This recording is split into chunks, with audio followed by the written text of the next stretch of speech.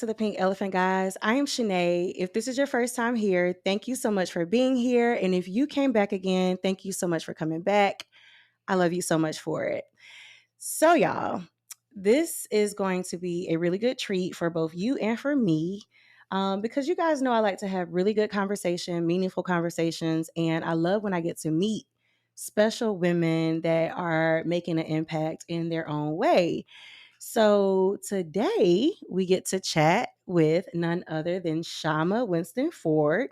She is a psychotherapist, and I'm just gonna let her introduce herself so that we can get all the info and we can dive into the conversation today. So, Shama, tell us about yourself and everything you want us to know and we should know. Okay. So again, my name is Shama Winston-Ford. I am a licensed professional counselor here in Charleston, South Carolina. I also am a professor at Charleston Southern University. I am a wife. I am a mother of two. Um, I'm also a student. I'm working on my doctorate right now in counseling, education, and supervision. And my heart is for mental health, what just providing the education, providing the outlets, providing the opportunities for individuals to recognize that it's okay to talk about these things. Yeah, yeah. So let me give you guys some background on how me and Shama met, just so that you can understand how the world works. So my son plays football. He is 7 years old, and he plays for Stratford, the youth league, and my daughter cheers for Stratford's youth league. And just just so happened, my son's Coach Reggie, I was just, I don't even know, randomly we were having, what day was that for the kids? I feel like there was like a special night at the high school game. Yes, I can't yes. even remember what it was, but at the high school game, the kids were able to go on the field and they were celebrating the youth league. And I just happened to turn around because you had on a dress that I like. I feel like it was green and maybe some purples or pinks in there or something. Mhm. It was really, really pretty. Or was it a shirt? Either way, I saw what Shama had on. And I was like, oh, that's so cute. And I was like, okay, I got to tell her later. So then I ended up telling her, and I'm like, oh, who's your kid? And he was like, none of these are my kids. I was like, oh, he was like, yeah, I'm the coach's wife. I was like, who?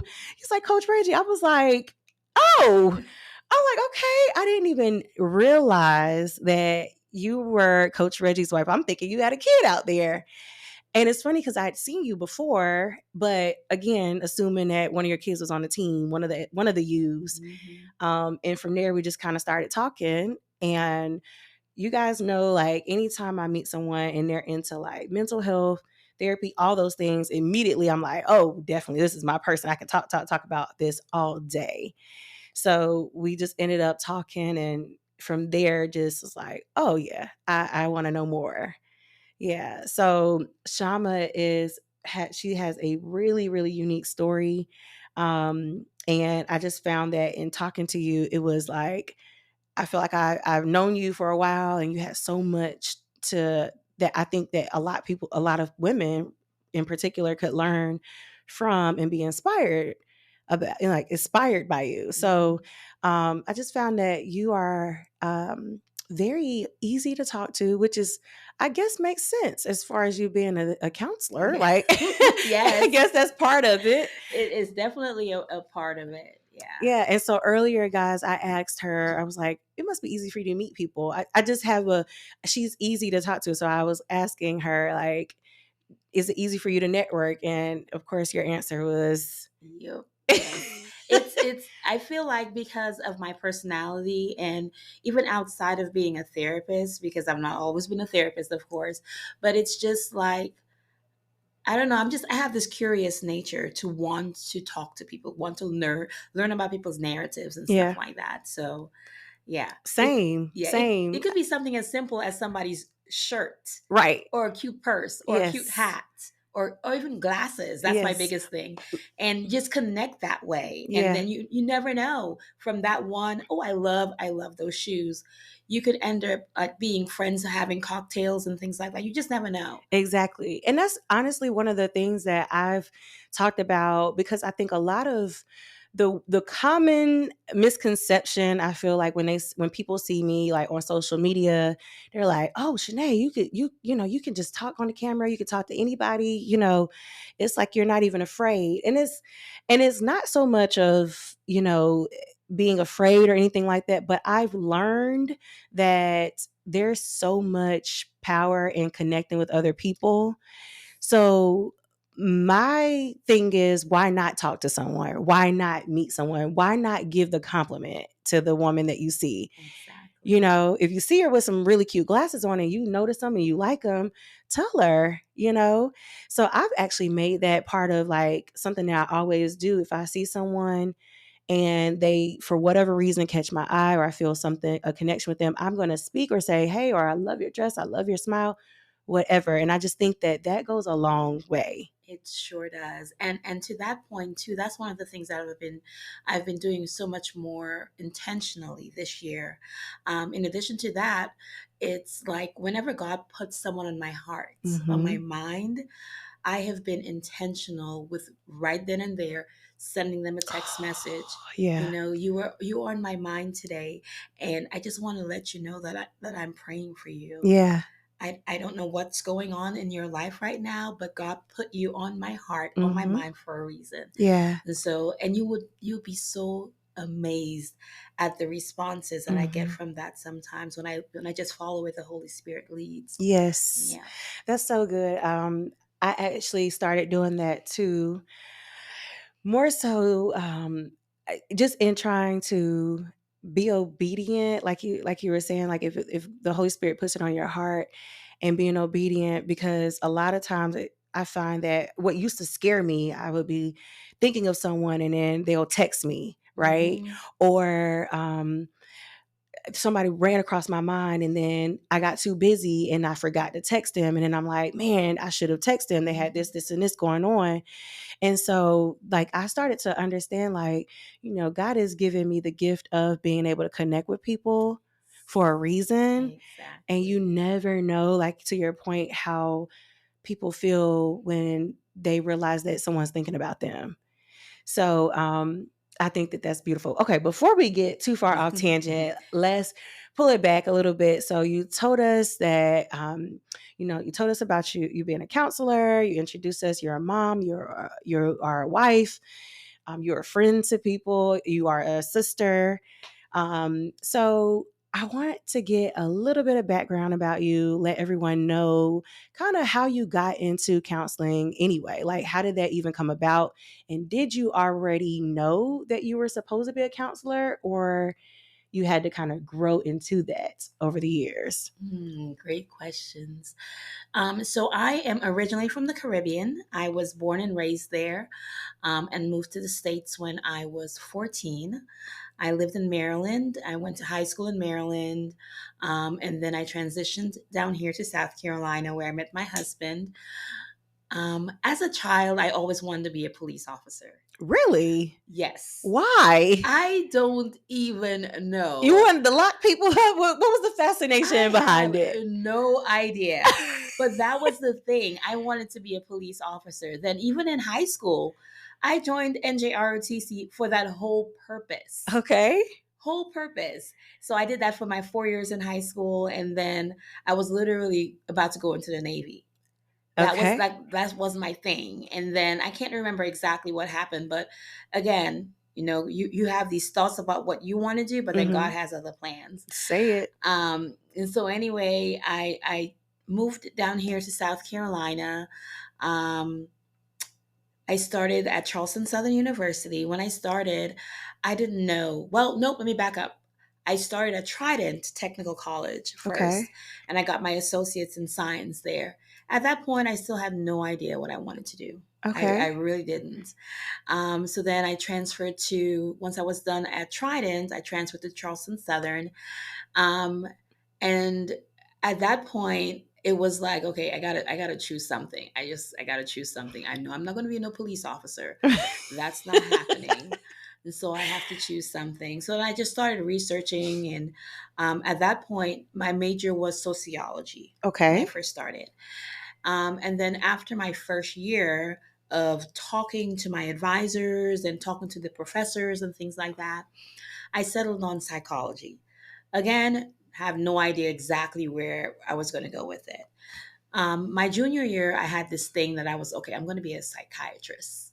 I'm going to Mhm. be a psychiatrist because I want to be able to prescribe.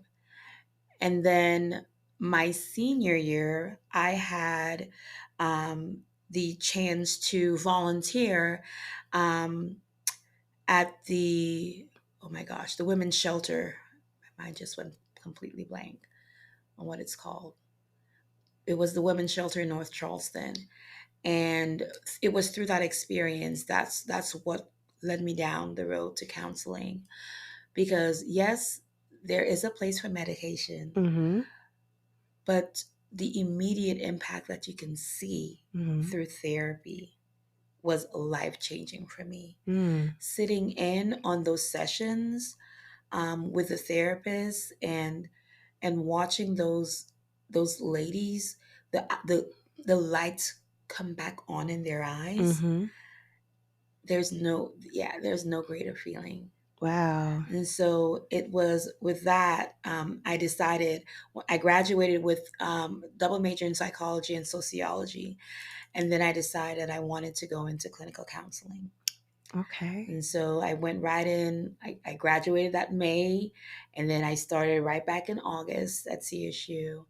And at that point, I didn't know exactly what group that I Mhm. wanted to focus in on.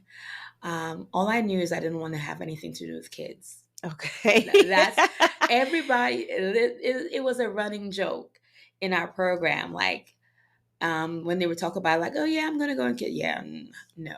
Mind you, I'm a mom already. Right. I love my kids. I love kids, Right. period. Right. But it was just like, no.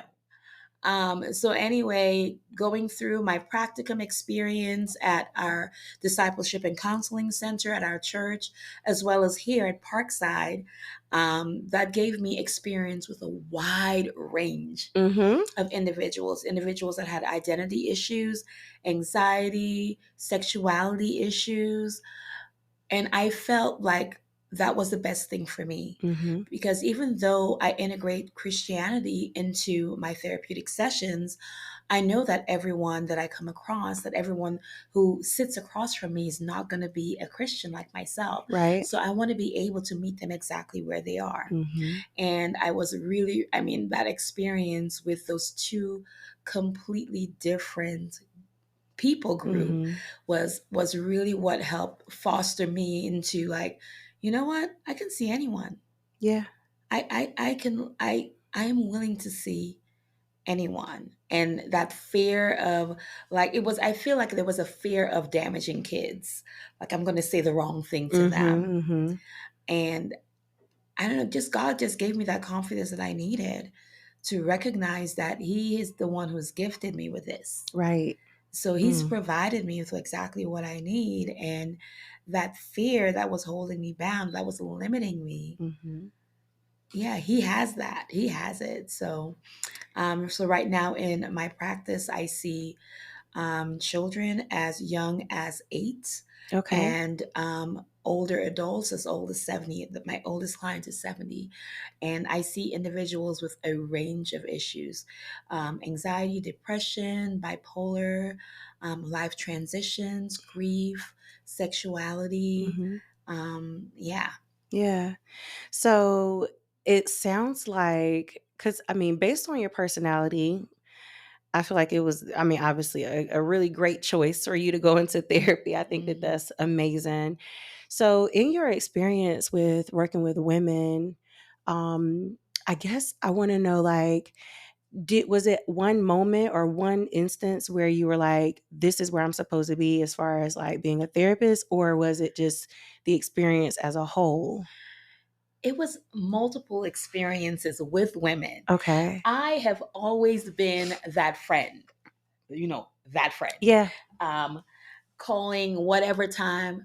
Okay, you got a minute? I got Shama, do you have a minute right now? I have Oh this or my that goodness, going on. Shama. Yep. Yes, Yes. So Me I have too. always been that friend Yeah. since I was a kid. And Yeah. now as an adult, I am still that friend. Now, when a girlfriend calls me and she asks for advice, this is how the conversation goes. Hey, Shama, do you have a minute? I got to talk to you about something. Okay. Which Shama do you want? Do you Mm. want Shama the friend, Mm-hmm. Shama the girlfriend, Mm. or do you want Shama the therapist? Mm. Which one? Yeah, I'm glad you give that option. Yes, yes, because again, it's like because it's going to come. You're going to have two different frames that you're coming from, two different lenses. Right. As Shama is the friend, like, oh God, I can't believe he did that. Compared to Shama the therapist, it's like, okay, so what do you think your part was? Mm-hmm. And Mm-hmm. what did you do? What do you feel like you did that may have warranted that reaction from him? Mm-hmm. And yeah, So we don't always want to have to go through that. I no, just want to be like no, mad. I'm mad. no, You're like, yes, I don't want to dig in today. yes. Yeah, So yeah. I have always been that person, and and I feel like that is what that's how God created me. Even when I had no idea I was going to go into counseling, Mm-hmm. but He's always given me that counseling spirit, Right. even as a child. Mm. And now as an adult, I'm able to see, like, in hindsight, like, Yeah. okay, God, Yeah. you were preparing me. You were Yes. preparing me for this.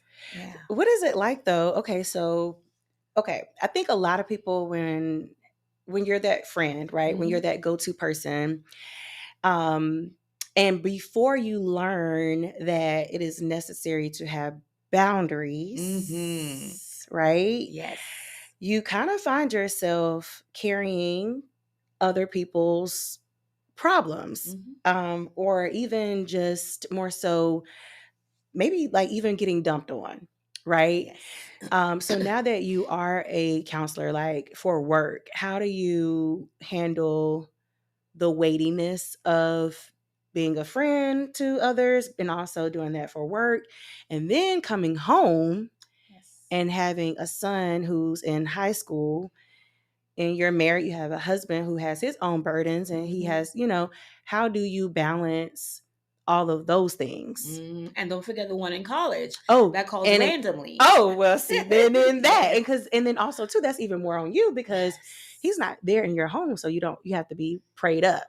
Yes. How do you balance all of those things, or even I don't even want to use the word balance. How do you navigate those relationships and the responsibilities of your work? Boundaries is definitely essential. Um, the biggest thing is realizing that as a therapist, it's okay for me to have a therapist as well, Yes, yes, yes, yes. because I Mm-hmm. cannot be mentally fit Mm-hmm. for all the hats that I wear if I'm holding all of this. I can't hold all of this. Mm-hmm. My plate is only so big. Right. And so by allowing myself, and again, it's allowing myself to push back and make, okay, I can't. I Mm-hmm. can't. And allowing someone else, another therapist, to share that burden with me, Mm-hmm. to be able to just process through those things, whether it is family related, whether it's friend related, work related, life. Yeah. Life happens. Mm-hmm. And we all have those, everyone has those struggles. Some people, you may see it more easily, and then others are, they are good at camouflaging it. Yeah. And so I allow myself to be vulnerable with my therapist. Mm-hmm. And then I have a small core circle of women that they hold me accountable. They call Mm-hmm. me out. Mm-hmm. Mm-hmm. And that's essential.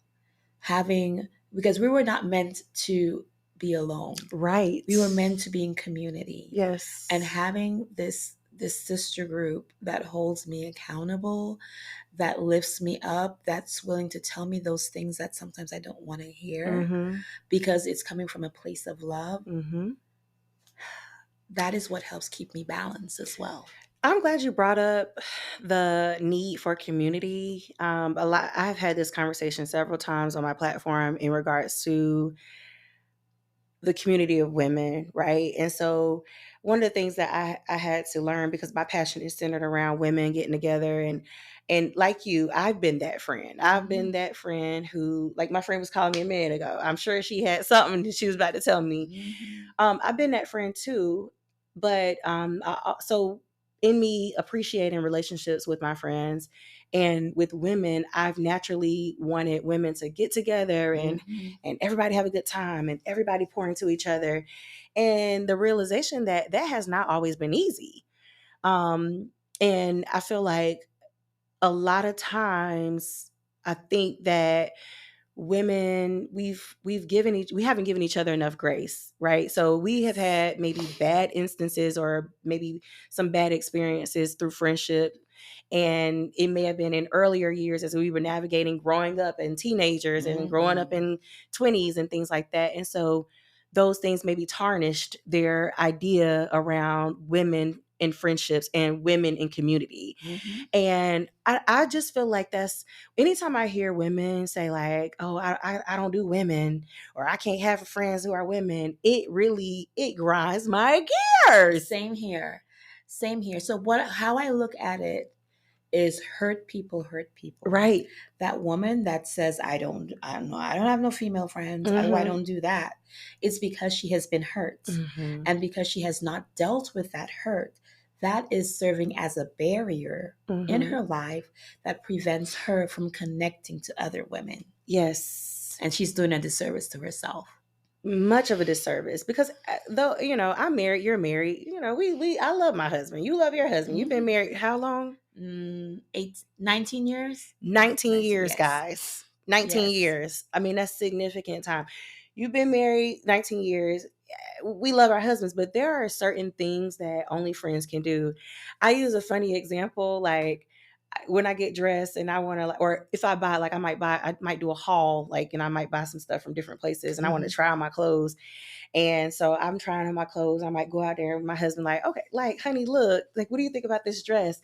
And he's like, oh, yeah, that's cute. Okay. Mm-hmm. But he not going to give me, like, my friend's like, girl, okay, yes, I love the length of the dress. I love the volume of the sleeves. Okay. I think, maybe you should change. Maybe you go into a lavender color. I like you better in red.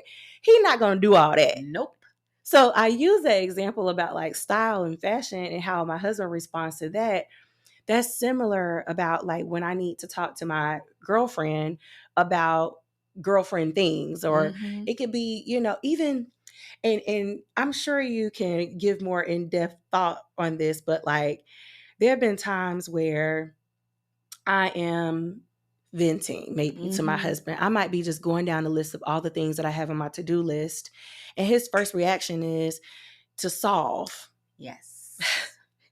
So he's like, but Shanae, you don't even have to do all those things. Why don't you just do this, this, and this? And I'm like, that's not why I'm telling you this. I'm just telling you what I got going on. I don't need you to tell me what I can do, you know? Yes. And it's like I don't want that from you. And so it's times like I feel like we can understand when you laying in bed and you going over the list of like, okay, somebody got to go to the dentist. Somebody, oh, okay, I got to make sure I get them some money tomorrow for the Mm-hmm. trip. Those are the things that are in our heads, and it's different than men. It is because literally we are wired differently. We are wired differently. For men, they want to know 1 plus 1 equals 2. For us, is 1 plus 1 plus 1 plus 1 Yes. plus 2 plus 1. Yes. That's how we are. Yes. That is how we are. And then they are like, for our spouses, they are natural fixers. Mm-hmm. So they don't understand the concept of venting, Mm-hmm. because venting means I got to solve this. And Yes. so one of the things that I've learned, like with my husband, is like saying, I just need you to listen. Yeah. Good. Sometimes It's a we good tool. literally have to say exactly what we need. Mm.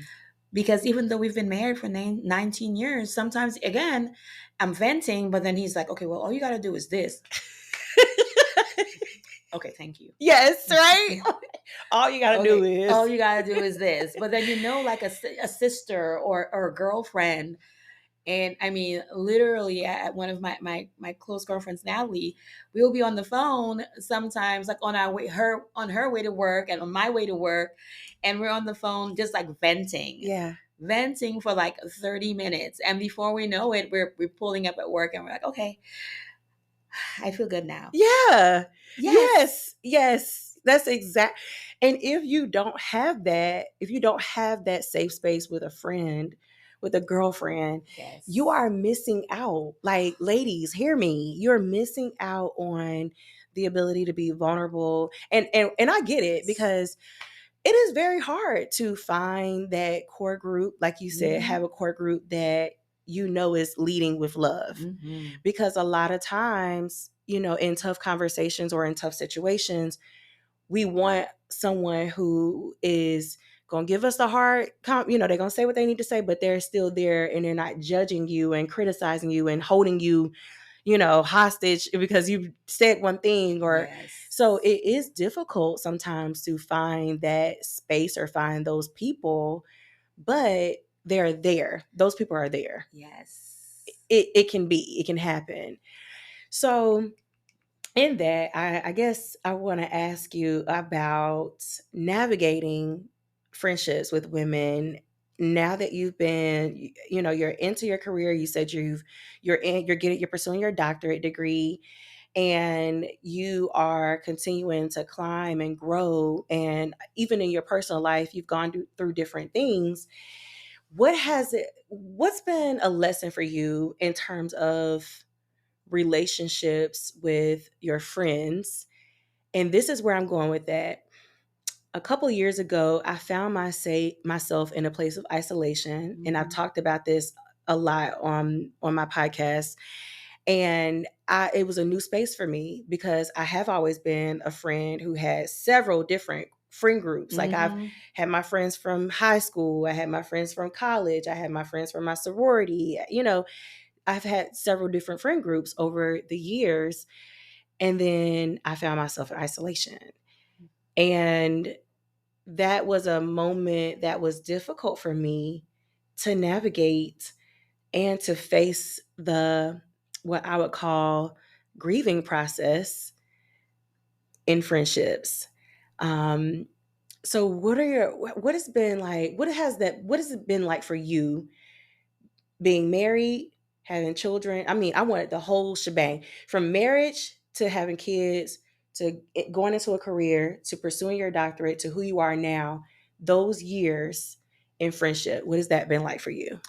It's looked different. It has looked different through different stages. Mm-hmm. When you just talked about that time of isolation that you experienced, I actually experienced something like that earlier this year, and it was I've been having some medical challenges, and um, they added another thing on there, another diagnosis to it, Mm-hmm. and I went into this state of deep depression. Mm-hmm. It was like, here I am being pulled in all these different directions, all these different hats that I'm wearing, and I I am sick and tired of being sick, Mm-hmm. and I'm sick and tired of, I call it bothering others, Mm-hmm. complaining to others about me not feeling well. Mm-hmm. So that's when the isolation started, and I literally drew back in on myself, and it was literally work and home. That was it. I wasn't texting anyone. I wasn't calling. Not even my siblings. Not just my friends. Not even my siblings were being called because I was in this state of isolation, just like over it. Mm-hmm. And it took some friends continuously reaching out. I'm not going to leave you. Mm-hmm. That was the thought. I'm not going to leave you. I'm going to keep pushing. I'm going to keep pushing until you start seeing the light again. And I am so grateful for those friends Yeah. that did not leave me where I was.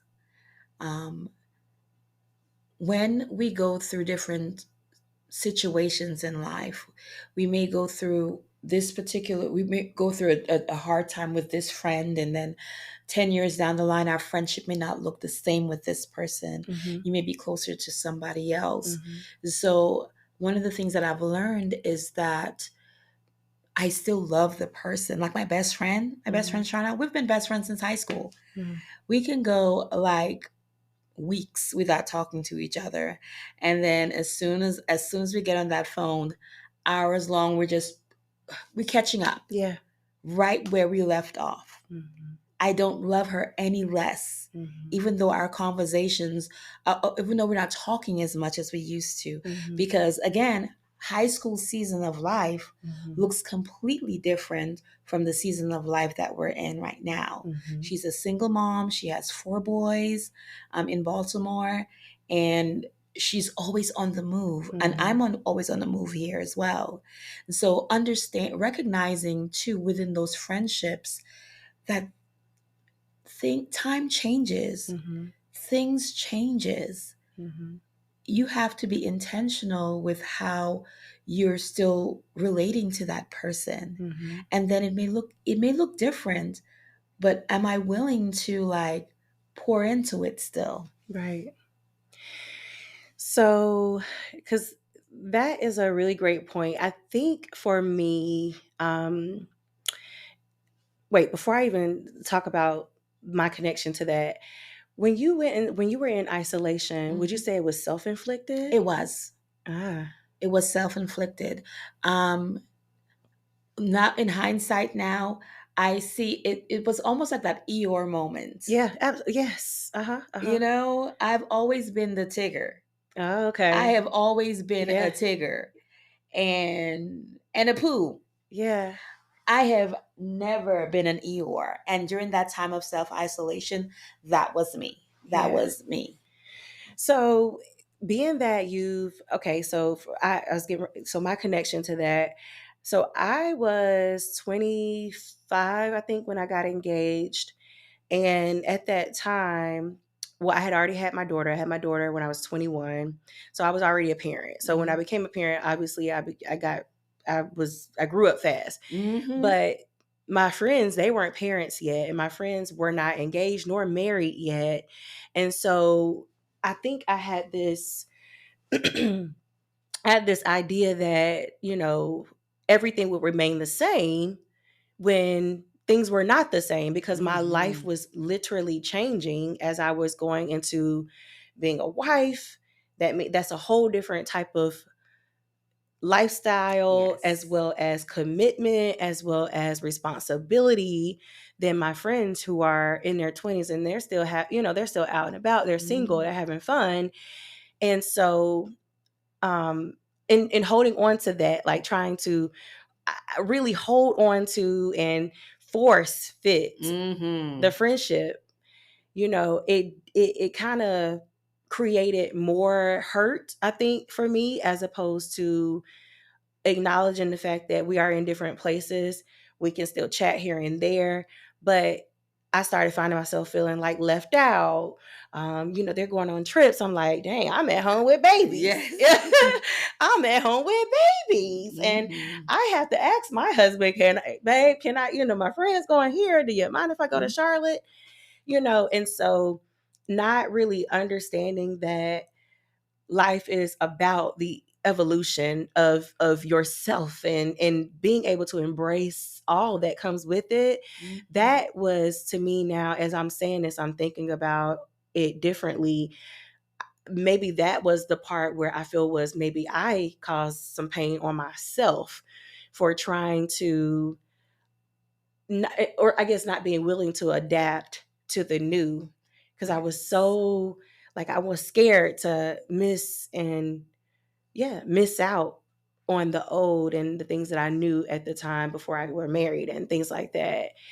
Um, but the thing that I learned, though, Shama, and you tell me your thoughts on this, but the thing that I learned in my journey over the last couple of years is, by letting go, you really do make room for the next thing. Yes. And I always use the analogy about like saving a seat. Like, It's nothing like having to like save a seat and somebody coming and like those seats taken and you like, yeah, I'm still saving a seat. It's real uncomfortable because you might have to get into a fight because somebody like, why are you holding? They ain't no holding seats. But I'm steady trying to hold this seat because I'm like, she's supposed to be coming. I'm looking at the clock like, girl, hurry up. And yet, like, the show has started. Okay. The show has started.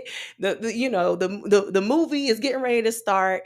Somebody else is here and this seat is here and I'm still trying to hold on to this seat. Like, I need to let somebody else have that seat. They're not going to come. If they come, it's too late. Sit in the back. You're going to disturb everybody when you come back up the aisle and come through, And so I really have learned the power in letting go of things because I really feel like that is when God has been able to really move and bring people that I needed at that place in my life. I'm in a whole nother area in my life. And therefore, God needs to be able to bring those people that I need. Mm-hmm. What are your thoughts on that? So I just had this thought when you were talking about like trying to hold on to something that does not fit. So I want you to think about your first trimester, your favorite shirt, your last baby, your favorite shirt or your favorite dress, first trimester. Second trimester, I want you to think about that same favorite dress. Yep. It doesn't look like the first time. It does not look like that first trimester, right? Third trimester come along. Girl. Think about that same dress. You over here walking around like a beach seal that swallowed a whale. Yep. Refusing to let go of something that no longer fits. Yes. It's no longer fits. In your first trimester, it was the cutest thing, So cute. You had no baby bump. It was just perfect. Yeah. And I mean, you would, every time you wear that thing, you would get compliments galore, and your face would just light up, and your shoulders would be back, and then you would just be so confident. And then third trimester comes around, and you're squeezing yourself into that dress, and next thing you know, buttons popping off of it. Yes, because you have gotten so accustomed to this thing. Yeah. That no longer fits, but you're not willing to let it go. You're still willing to cram yourself however you have to fit that model, fit that mold that you no longer are. And what is interesting about that is that just how we outgrow the dress, I feel like the dress has also had its time too. Yeah. The dress don't even want to be worn anymore. Nope. The dress is tethered. Yes. It is dingy. The elastic is gone. There is no more elasticity. The dress is done. And as I say that, I'm saying that to say, like, even for the friends who I were trying to hold on to, they too need to move on, and they are on their own journey. And me holding on to them and them trying to hold on to me, we both are struggling to make something work that doesn't work. And I feel like, going back to grieving, I feel like it is a process in itself, because even as I'm saying this, as we're talking about this, it sounds like really like, oh, it doesn't fit, don't wear it. But I can acknowledge that it is difficult. It is. It is such a difficult period of time, and it is a difficult transition, to move out of. And it really is like grieving when you realize, like, man, it was fun. It had its time. You looking back at the pictures, social media is here, so you can see their pictures now, memories. Like, right.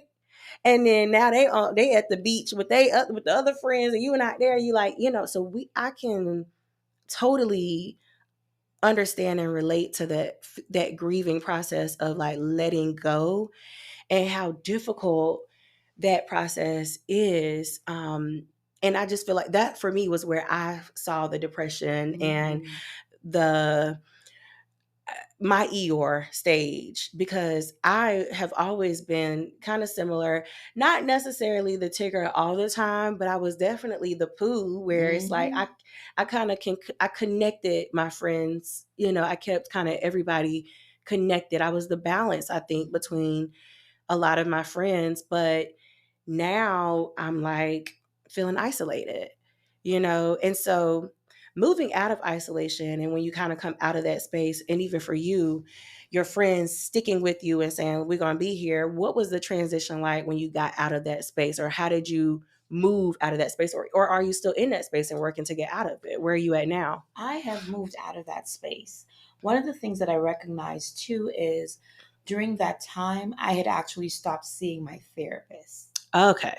I had stopped seeing my therapist. So again, there goes a big part of me as a therapist Mm-hmm. not being able to have that outlet. Mm. And so once I recognized that, I jumped right back in. Okay. I jumped right back in, and I've been able to extend more grace to myself. Mm-hmm. And one of the things I've come to realize too is there's nothing that I do that causes me to be sick. I have an Yeah. autoimmune illness. Um, yes, I need to rest more, but I cannot wallow in the, oh my God, everybody else is healthy, I'm not healthy. Everybody else can go to the beach, I can't even go to the beach because if I'm out there for 30 minutes I get sun poisoning. So it's Mm-hmm. it's all of those, like Mm-hmm. they can but I can't, Yeah. but they don't have what I have. Mm-hmm. I feel like that's the biggest thing too as women. We compare ourselves so much to other We individuals, do. other females, We do. and not realizing and recognizing you can only see so much. Hmm. You can only see so much, and you can only see what is being shown. That part. And so, even like a lot of people did not realize the isolation that I had been in because they view me as that strong person. And even Mm-hmm. your strong friends Mm-hmm. need someone. Absolutely. And I remember that Monday morning waking up and I put it on social media. I am struggling right now. Mm-hmm. And the amount of people that reached out to me just via text and calling, and I'm praying for you. Mm-hmm. And that isolation just started lifting. Yeah. That feeling alone started lifting. Mm. So, a couple of things when you were talking, it made me think about a quote. So earlier, I was asking Shama, had she checked out the Cam Newton and Bishop, what's his name, Um, Bryant, yes, Jamal Jamal Bryant, Bryant. Yeah. yes, Pastor Jamal Bryant interview, and in that interview, he used a quote that I thought was phenomenal. He said that a lot of people want the view, but they don't want the climb. Mm. So it is basically, in that quote, he was talking about the fact that a lot of times people look at you and they're like, oh, her life is like this, and she's accomplished, and she has a family, and she has, a house, and she's just doing so well, not realizing that you had to really work and all the things in between that you had to do to Mhm. climb up to get those things, to have those accomplishments. They would never be able to do those things that you did. Yeah. And understanding that, yes, I would like to have what somebody else might have, but what did that person have to sacrifice to get that? Exactly. And it's that person's time, not mine. Right. And understanding that when my time comes, my time is going to be right. And if we're in alignment, and if we're where we're supposed to be, we can't not receive what it is that God has promised us. Right. Mhm. And so that has been my way to combat the natural ability, or um the I don't know, almost like the feeling of wanting to compare. The times that I get that I want to, oh, I'm about to compare myself, I have to pull myself back and think about the fact that I don't know how long this girl has been. She may have been praying, fasting. She may have Yes. had to skip meals. She may have had no money sometimes. I don't know what she had to do to get what she got, but it's her time. Mm. My time is not, it's not my time yet. I'm right here where my feet are planted. Um, and so what do you think about, or what's a good strategy when it comes to like the tendency to compare, especially with like social media now? What's a good strategy, or what's your thought process on kind of reeling yourself back in when it happens? One of the things that I do in the morning, before makeup, before anything, before my feet touch that ground, I'm thanking God for this day. Mm-hmm. I don't know what lays ahead of me, but I'm going to thank you anyway. Mm-hmm. Then I look in the mirror, no makeup, nothing, and I say, I am enough. Mm-hmm. Words have so much power. Mm. They do. They have so much power. They have the ability to build you up, and they have the ability to tear you down. And we use words to build ourselves up, and we also use words to tear ourselves down. So start that day right. So, because I know, I think maybe I would say over the last few years, we've started to talk more as women. We've talked more openly about affirmations and how important it is Yes. to affirm oneself. I think a lot of us, we have been conditioned for lots of reasons. And I think if we go back to childhood, a lot of us, we seek affirmation from others. You know, maybe we lacked it as children, or Mm-hmm. maybe we got a lot of it as children and we need it. It's like, am I doing it? You know, and so we're reliant on it from other people. And so we've never been taught to say those things to ourselves.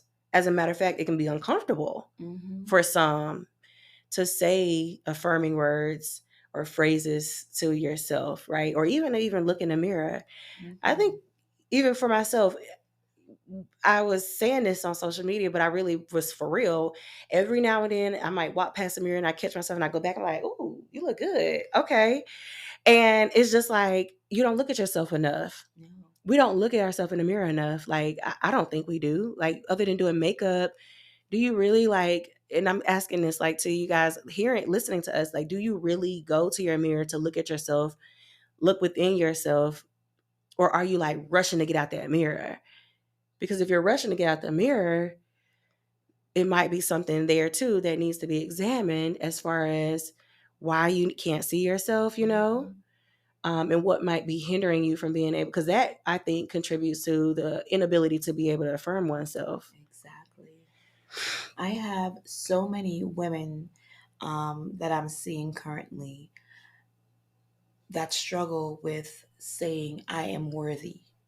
Mm, More women are latching on to that belief that they're not worthy of being loved, mm, of being treated with respect because of past experiences. mm, And so going through therapy, being able to process through, why do I feel not worthy? Why do I feel like I'm not enough? What is the root of that? And literally digging yourself out of that.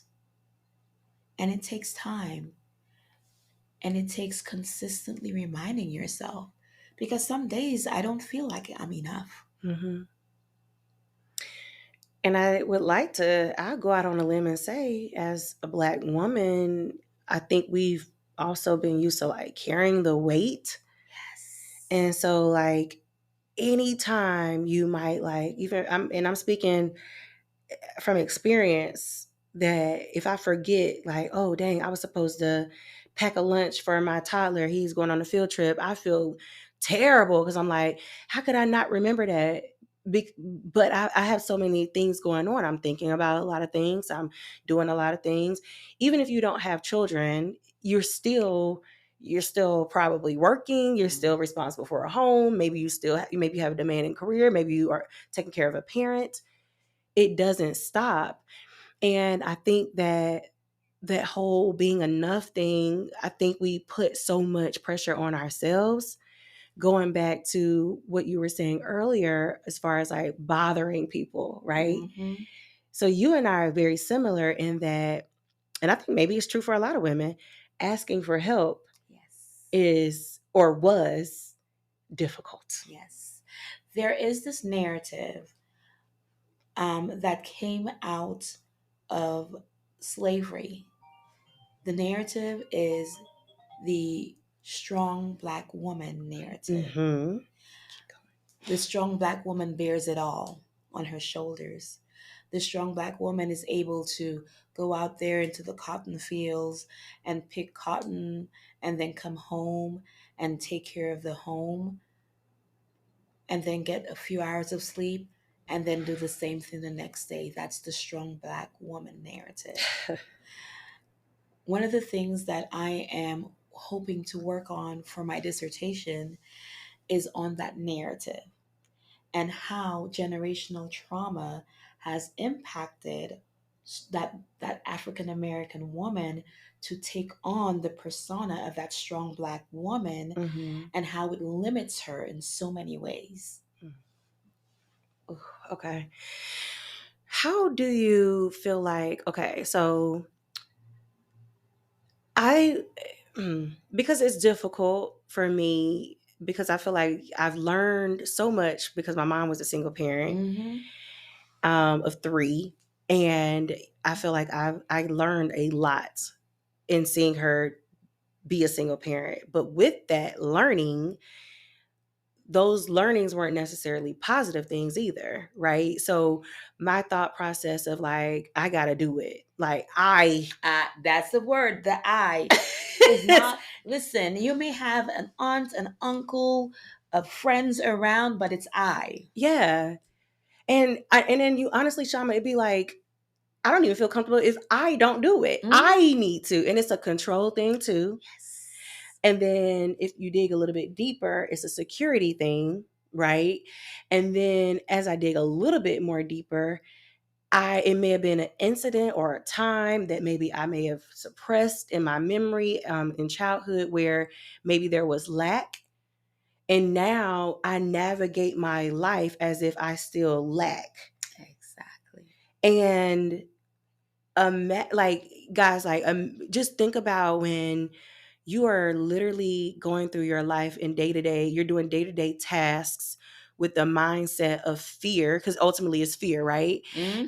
Of lacking because you had this experience or upbringing seeing your mom with struggle and there was lack inside your home. And now, even though you are successful, you are making enough money, you are doing well, you have help, okay, you have a Mm-hmm. helpmate, you still feel like you got to do everything on your own.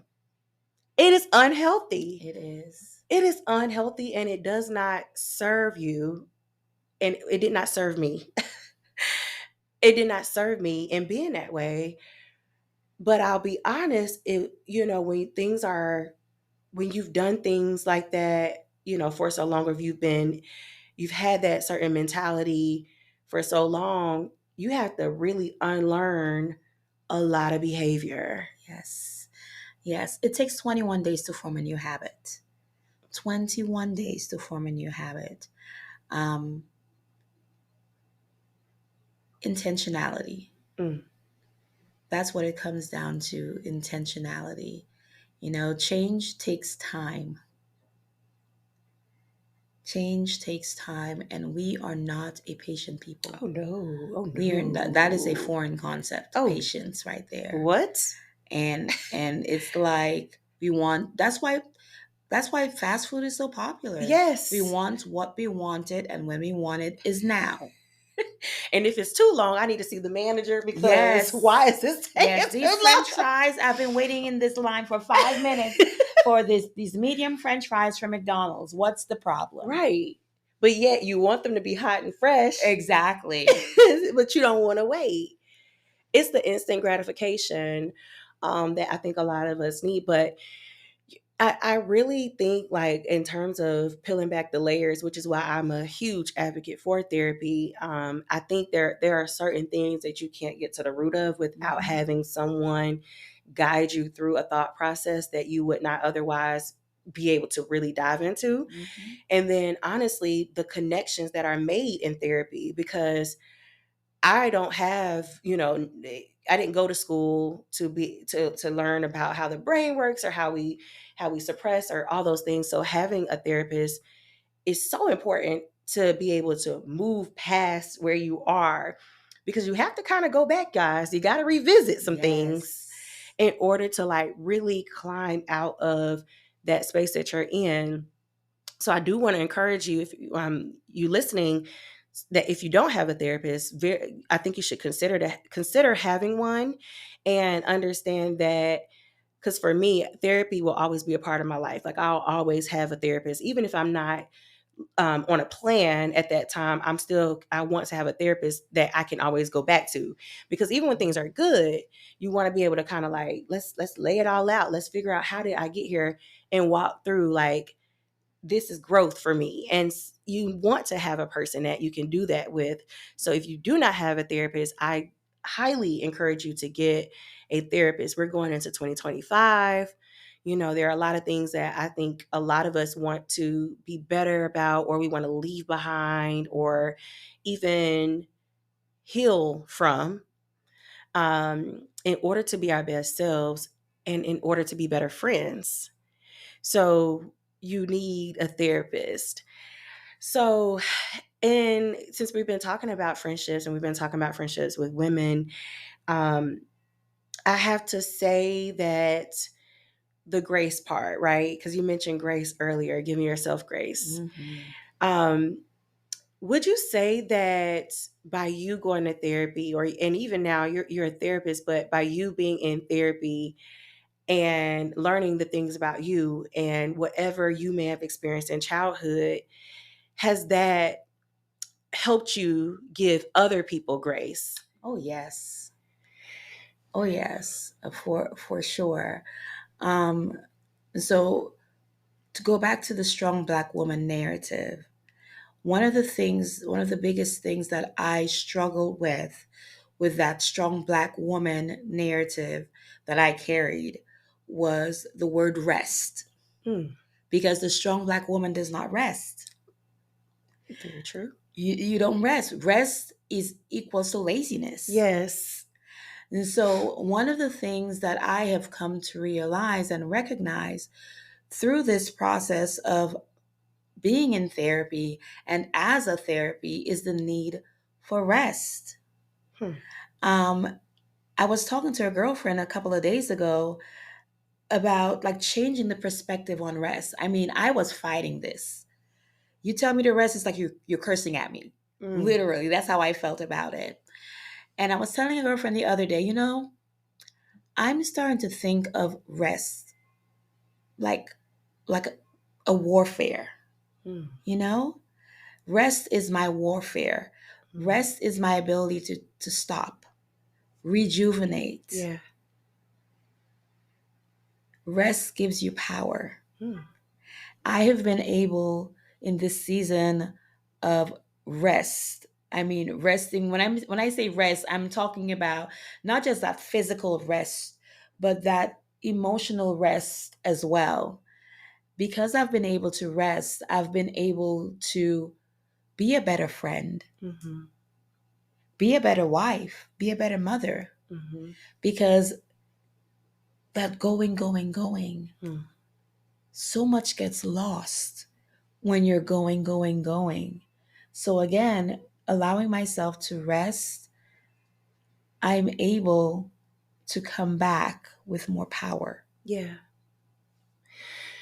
Can you help us and walk us through what rest looks like?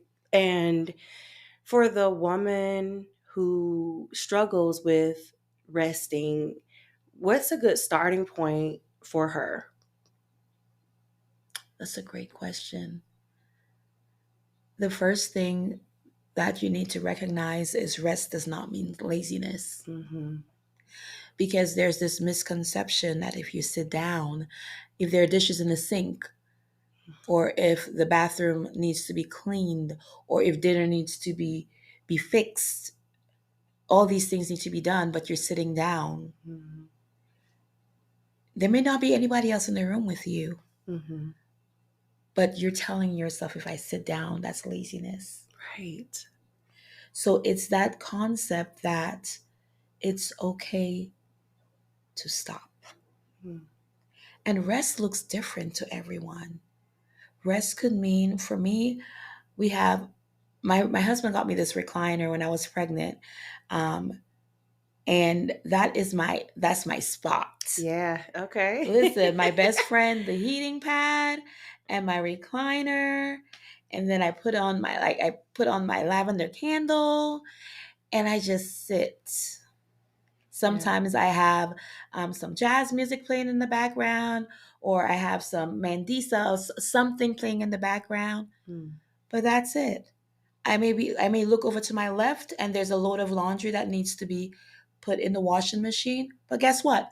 I'm sitting here and resting Whew. because in order for me to be at my best, I need to rest. Mm. I need to rest. And that's the thing. We are so willing to give of ourselves Mm-hmm. to others. Mm-hmm. Rest is you giving yourself something. Mm. It's not selfish. It's the best thing, the best gift that you can give to yourself. And that is so it I don't want it to be missed because I feel like that is like really, really powerful in terms of gifting yourself that. And I don't want you guys to, I don't want you to miss that. Like, if you're giving someone else, like, oh, girl, let me know if you need me to come over there and do this, or I'm going to volunteer at my kid's school, or I'm going to like take on an extra assignment at work, or I'm going to be there. If my friend asked me to go to her birthday, then I'm going to be there. And then, and you're doing it. You getting all these things done. But if you're at all of those different things and doing all those different things, and your mind and you're not even present in those places, you're not really there anyway, right? You're not there anyway. And understanding that if you can go here, go there, and do all these things for other people, you can give yourself. You can might have to force yourself, but you can sit your behind down. You can sit your behind down and the world will continue to move on. Like Mm-hmm. everything is going to continue to happen. I think that's very powerful in being able to say like gifting yourself that time because no one else is going to do that for you. And for sake of time, because I just mentioned being conscious and being present. Um, and it wasn't until maybe a couple of years ago where I really started like paying attention to being my awareness. Mm-hmm. And this is going to sound like maybe a foreign concept to some. And then to some, this might be like, okay, I know exactly what she's talking about. But there have been times where, say, I am on vacation. I am, I'm in Vegas. I have, a nice room. I'm out of town, but I will go on a trip, come back home, and I'm extremely exhausted. And I'm just like, I'm back in this cycle. And I realize that even if I'm physically in a place, if my mind isn't there too, I'm not really there. I haven't really channeled my mind to be where I'm supposed, like on vacation. Exactly. And like what I've learned is that like stillness, awareness, breathing, those things are important in order for us to have the sense of consciousness and being aware of where we are. Like, I know all these things are going on around me. I know that, maybe the buildings are breaking, all the buildings are falling down around me, but you are here in this room and you're able to just be with yourself and know that you are sitting in a chair. I am inside, like my feet are on the floor. I feel the couch underneath me, yet all the chaos is happening around you. Mm-hmm.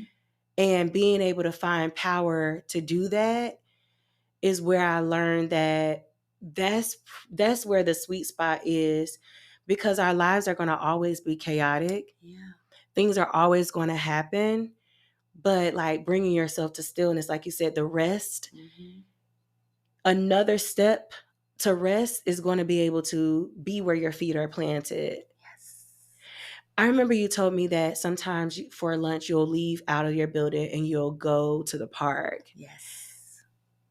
Tell us about like that space and what that means and what you do in that space and in that environment. Okay. So, one of the things that I do as a therapist with my clients is walk and talk therapy sessions where we literally just walk around the park, and they're able to disclose to me just what's going on with them. We're able to process things. So, one of the things that I have started doing for myself for rest is I get out of my office, and literally across the street from my office is the park where I do my walk and talk therapy sessions. I will go to the coffee shop, and then I will go to the park, and I will literally just sit there and disconnect from all social media. I'm just watching. I'm people I watching. love that. I'm feeling the breeze on my face. Sometimes I take my shoes off and I just sit there, and my feet it's in the grass. I'm getting that connection, and I feel so rejuvenated. Sometimes I go out there and I eat my lunch. Something as simple as that. I'm not texting anyone on my phone. I am just being present. 2 weeks ago, I was walking in the park and I've never seen this before, 8 cardinals. 8 cardinals. I took a picture of it. And I have goosebumps right now thinking of it. And I recognize that if I was not present Yes. in that moment, if I was just going, okay, I'm gonna find, I need to find a seat, and I'm gonna put my computer, but I was literally walking, and I looked over to my right to this field of cardinals, Beautiful. and that carried that overwhelming feeling of joy and peace and calmness that took me like that whole day.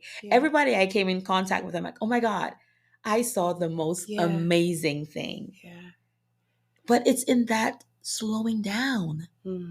It's in that slowing down. I think about it. I want you to think about a teacup. And in that teacup, there's only 8 ounces of fluid. And I want you to think about all the different hats you wear, all the different positions you wear, or the positions that you have. The mom, you're the mom, you're the wife, all these different things. So I want you to think about that 1 ounce you're pouring into all those different hats that you wear. Your professional, your children. I want you to think about the end of the day and looking into that teacup and seeing nothing. What happens? What happens to the nothingness? You have to find rest in order to be able to pour back into yourself. Again, in order to be at your best, you have to rest. You can't keep on giving, because after a while you look and there's nothing left. You're literally operating off steam. And sooner or later, guess what? That steam's not even going to be there anymore. And then what are you left with?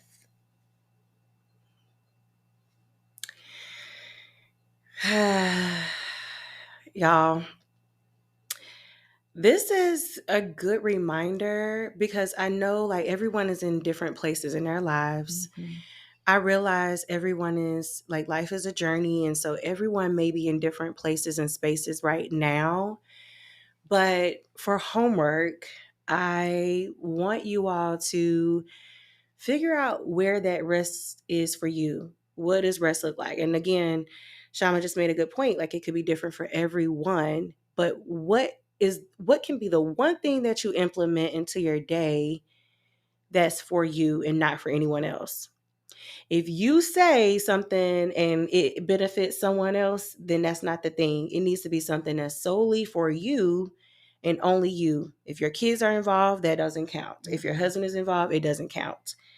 It needs to be only for you and about you. And that one thing that you do, committing to it every day, and then take inventory maybe a month later and see how that has helped or impact you. And if it didn't impact you enough, then maybe find another thing and maybe tweak it.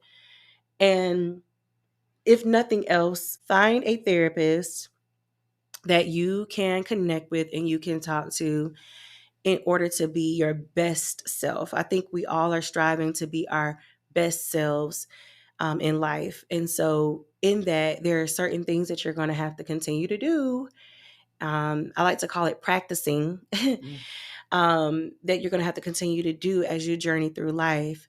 And if nothing else, because I mean, there's so much more that we will have to dive into, because Shama has a lot of gems and lots of great stories and great advice and even life stories that I think will help benefit a lot of us. So we'll have to dive into that. We'll have to borrow some more of your time, Shama, to go through a lot more. But definitely listen to this again if you need to, so that you can pick up gems and see how it can help impact your thought process and make you maybe move in a different direction if you need that, right? But for now, Shama, I want you to tell everyone how they can like follow you and get like inspo from you. Are you on social media? Do you have anything coming up that maybe people might want to check out? Yes. So I am on Facebook as well as Instagram. My private practice is called Disruptive Thinking Counseling, and it's all about disrupting those limiting thoughts. I have this amazing event coming up. It's called Vision in Color. It'll be on January the 4th. And the theme is sunset to sunrise. So the sun is setting on 2024. So we will be actually painting a sunset together. And then the second part of it is the sun is rising on 2025. And during that portion, we'll be creating a vision board together. It's going to be an amazing event. And you just bring yourself. The event is called, again, Vision in Color, and you can purchase tickets online through Eventbrite. I also do have a website you can check out. It's www.disruptivethinkingcounseling.com, and you can just always shoot me a text, or even a message on any of the social media handles. Yes. And I'll make sure you guys have that in the description box so that you can check out the event, stay connected. And then if you're looking for a therapist and you're in the Charleston area, I'll make sure that you have her website that you can go on to as well. And then obviously, guys, for me, make sure you have subscribed to this channel.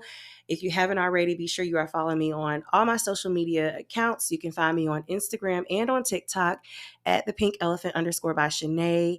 And if you are a Facebook user, you can find me by searching Shanae Pringle. Guys, I love you a lot. Thank you for joining me, and we'll be back again with a part 2, diving into a little bit more about life journeys and all the twists and turns in between.